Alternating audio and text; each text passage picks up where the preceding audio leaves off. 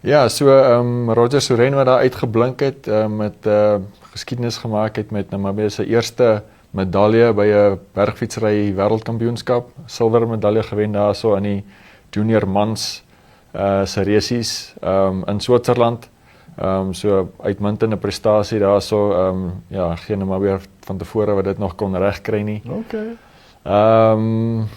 Ja, so hy was voor die resies was hy nommer 2 op die ranglys van die onder 18 seuns in die wêreld. En dit is dan ook hoe dit geëindig het, nommer 1, 2 en 3.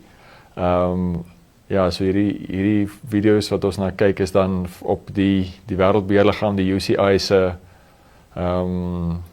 ja, ek het maar gevat daarso van hulle op hulle YouTube kanaal af, so baie goeie gehalte produksies wat hulle mee vorendag kom en hulle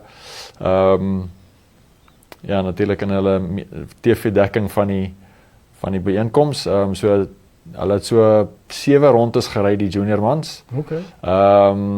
Dink is so 2 iets kilometer wat ook al, en is so die totale afstand was so 26 kilometer gewees wat hulle nou gery het. Is 'n blink toekoms wat vir Roger voorlê. Ja, nee, ek dink beslis geskiedenis gemaak daarso. So ek dink deel van hierdie video is dan nou van die vroue wedren ook, so na Delsia van Vuren, ja, Delsia Jansen van Vuren wat nou maar weer daar verteenwoordig het.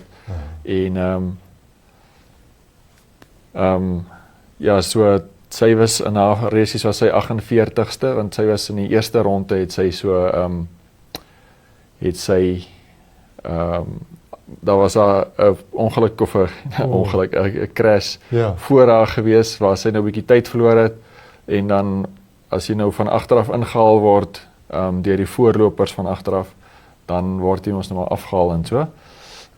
Ek sien. So ja,